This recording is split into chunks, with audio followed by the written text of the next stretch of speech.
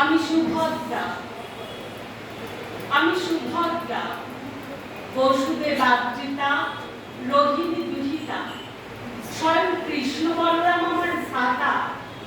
কৃষ্ণ রূপায়ণ ব্যাসের কলমে কাব্যে আমার স্থান বেশিটাই অন্তঃপুরে, নিভৃতে অভিমন্যুর মা হয়ে। আমার কাঞ্চন বরণ, নীল কমলাঙ্কি, আমার নম্রতা ছিন্ন ভিন্ন করে দেয় তৃতীয় পাণ্ডবের হৃদয়। সেই হৃদয় কামনায় তাড়িত হয়ে সরস্বতীর তীর থেকে হরণ করেছিল আমায় বিশ্বখ্যাত ধনুর্ধর ধনঞ্জয়। কিন্তু ইন্দ্রপ্রস্থে পদার্পণের সাথে সাথে হায় কমতেও তোমার সেই পৌরসত্ব, তেজোদ্দীপ্ততা, বীরত্ব সব উধাও। দ্রৌপদীর সামনে গিয়ে দাঁড়াবার শির দ্বারা ছিল না তোমার। একা আমায় নিরাভরণ করে পাঠিয়েছিলেন, কারণ করুণা করে দিদি দ্রৌপদীর মান্যতা পেতে হতো আমাকে। এই ধূর্ত চালে তুমি সফল হয়েছিলে। দ্রৌপদীর অঙ্কে নিশ্চিন্তে মাথা রাখতে পেরেছিলে আবার। রাজদুহিতা, রাজার ভগিনী হয়েও হস্তিনাপুরের অন্দরমহলে ছিলাম নিভৃত চারিণী হয়ে, কারণ সেখানে পরমা সুন্দরী রানী দ্রৌপদীর শাসনের অনুগত ছিল সবাই। ফাল্গুনী সেদিন বুঝেননি আমায়। অর্জুনের এই কাপুরুষোচিত আত্মসমর্পণে ধিক্কার দিয়েছিলাম নিজেকে। আমার ভালোবাসাকে ভাগ করে নিতে হয়েছিল উলুপি, চিত্রাঙ্গদা এবং অবশ্যই পঞ্চ পাণ্ডব পত্নী রানী দ্রৌপদীর সাথে।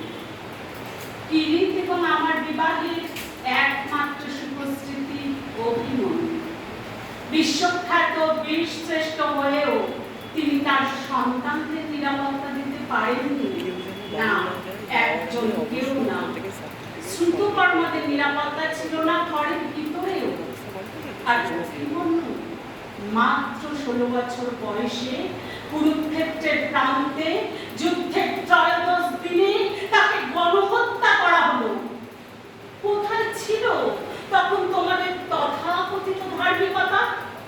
হত্যাকারীরা কেউ বা তার জ্যেষ্ঠতা তো, কেউ বা ভুল্যতা তো। শিউরে ওঠে শরীর। আজও চলছে সেই হানাহানি, সেই চলছে ভাগাভাগির লড়াই। আজও সুভদ্রাদের কোল খালি হয়ে যাচ্ছে।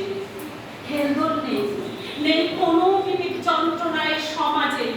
উত্তরারা যুগে যুগে শূন্য কপালে হাত চাপড়াচ্ছে।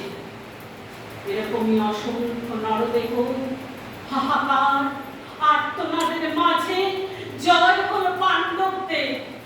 সত্যের জয়, ধার্মিকতার জয়।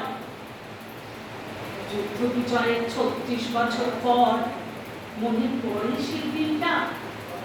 দিদি দ্রৌপদীকে নিয়ে তোমরা 5 ভাই সর্বনামক সুখের সন্ধানে যাত্রা করেছিলে।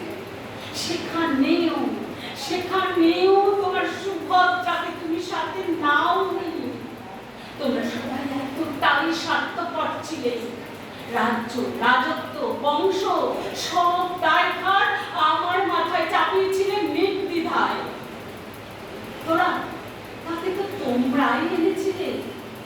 আবারও সেই দায়িত্ব, পরীক্ষিত বজ্রের পরামর্শদাত্রীর দায়িত্ব। তোমরা ভুলছিলে সেদিন। আজও সেদিনের মাসুল গুনছে আজকের সুভদ্রা উত্তরারা।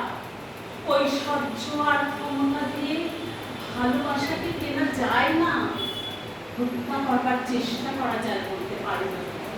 তোমাদের সঙ্গ দিয়েছিলেন সেদিন তোমার সখা কৃষ্ণ। ভগিনীকে বানিয়েছিলেন ধার্মিক রাজ্য স্থাপনে এক খুঁটি মাত্র। স্বামী কোনো অলঙ্কার নয় যে পড়ে বসে থাকবে।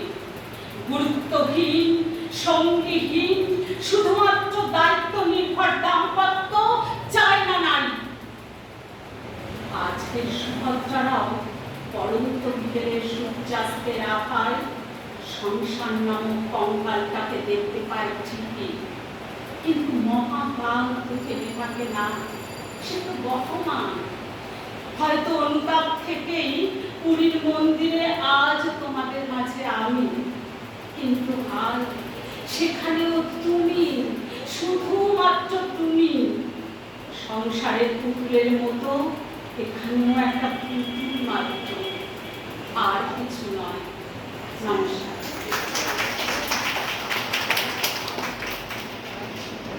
ধন্যবাদ দিদি।